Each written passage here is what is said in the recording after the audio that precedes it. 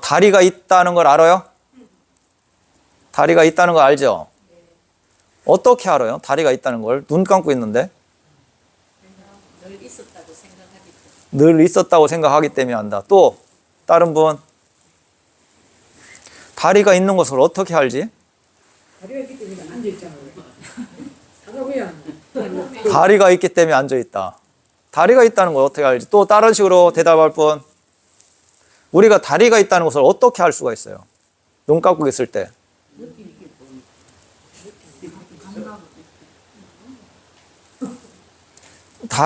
눈 감고 있을 때 다리가 있다는 걸 알 수 있는 건 느낌뿐이 없잖아요. 다리에 느낌이 있으니까 아는 거예요. 그죠? 느낌이 없다면, 다리에 느낌이 없다면 다리가 있다는 걸 어떻게 알 수 있어요? 우리가 느낄 수 있는 건 다리에 그런 느낌이 있기 때문에 느끼는 거 외에는 없잖아요. 그죠? 손이 있다는 것도 느낌이 있기 때문에 알아요. 그러나 이제 눈을 뜨면 이런 모양이 있기 때문에 다리가 있다고 생각하는 거지. 그러나 실질적으로 느낄 수 있는 것은 느낌 외에는 없어요. 그죠? 그런데 이제 우리가 선정을 닦는 사람은 그런 느낌들이 사라져요. 선정이 들어가면서. 그죠? 그러면서 어떻게 되냐면 다리가 없다고 느껴져. 왜? 느낌이 다 사라지기 때문에. 내 다리가 없네? 손이 없네? 몸이 없네? 의식만 남아있네? 이게 뭐냐면 한 대상에 집중했기 때문에 그런 느낌들이 사라져요. 그러니까 없다고 느껴져. 내 몸이 없네? 내 몸이 없는 것 같이 느껴지는데 이게 뭐냐면 집중해 있기 때문에 그런 느낌들을 못 느끼는 거예요. 실질적으로 사라진 거예요? 느낌을 못 느끼는 거지 사라진 건 아니잖아요. 그러니까 그런 부분이지. 우리가 특별한 사고가 나갖고 다리를 절단했을 때 그 사람은 오랫동안 그 다리가 있다고 생각하잖아요. 관념이 인자 계속 다리에 대한 관념이 있기 때문에 있다고 생각하지만 실질적으로는 없는데 느껴지지도 않는데, 그러니까 다리가 있다고 하는 것은 느낄 수 있는 건 그거 외에는 없어요. 확인할 수 있는 건 느낌 외에는 없어요.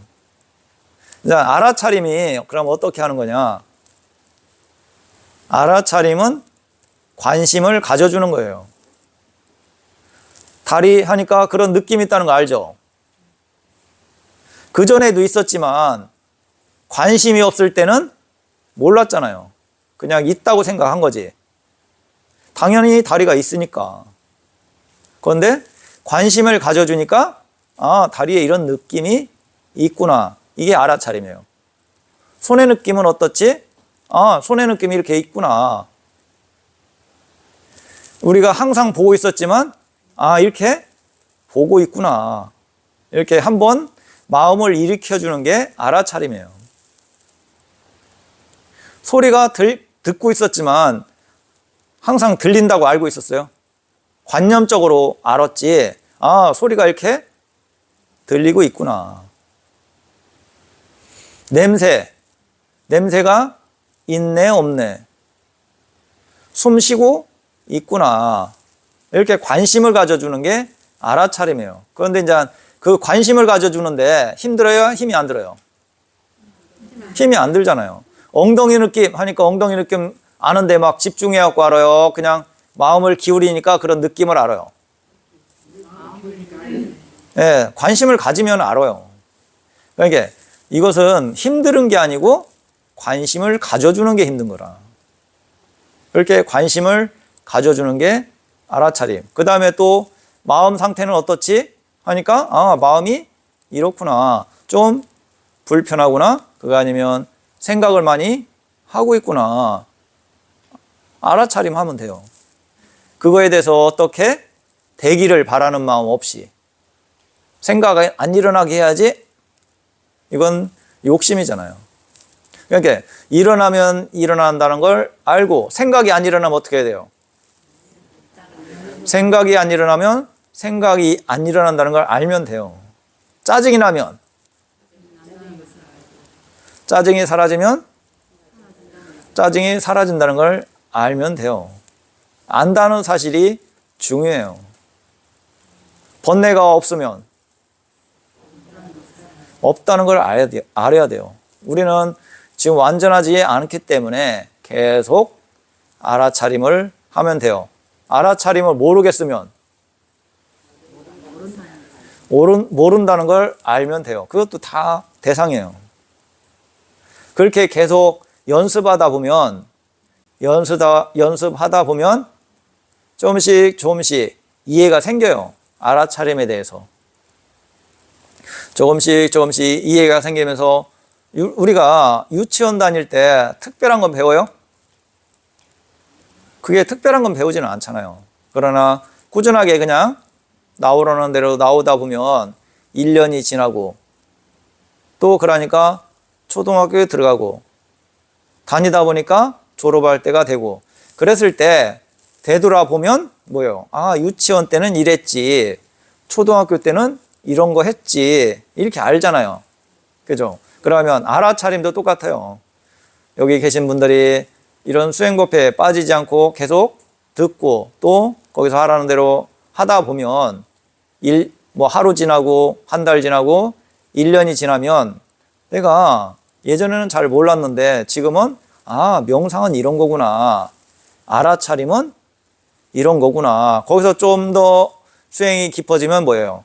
아, 이런 식으로 하면 부처님 말씀대로 탐진치 소멸로 갈 수밖에 없겠구나.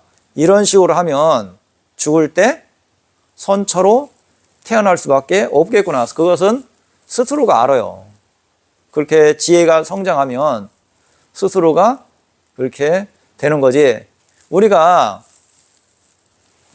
내가 붓글씨를 배운다고 해봐요. 붓글씨를 배운다고 했을 때 하루 열심히 가갖고 했어. 10시간을. 그러니까 그 사람이 뭐 완전 명필이 돼요? 안 돼요. 그러고 열심히 했을 때 잘 쓴 것도 있고 못 쓴 것도 있겠죠. 잘 쓴 것만 필요하고 못 쓴 건 안 필요할까요? 못 쓴 것도 필요해요. 왜? 잘 쓰는 관점에 다 기반이 돼요. 그게 헛개 아니에요. 그러면 알아차림을 할 때 알아차림을 잘 몰라갖고 실수도 하고 알아차림이 잘 안 되고 어떻게 하는지도 모르고 나름대로 열심히는 하는데 잘 모르겠어. 안 되는 것 같고 그런 것도 다 필요해요. 하다 보면 그게 다 밑거름이 돼갖고 나중에 잘할 수가 있는 거지 내가 완벽하게만 해갖고 잘할 수 있는 건 아니다. 붓글씨도 잘 쓰기 위해서는 헛발질을 엄청 많이 해갖고 결과적으로 한 몇 년 지나면 10년 지나면 나름대로 거기에 물리가 튀어요. 그러나 한 달에 한두 번 가갖고 물리가 튀어요? 나름대로 꾸준하게 했을 때 잘하든 못하든 포기하지 않고 꾸준하게 하다 보면 나름대로 안목이 열리고 물리가 튀는 거지 하루 열심히 해갖고 하루 잘해갖고 그렇게 물리가 튀지는 않는다. 그죠? 알아차림도 똑같아요.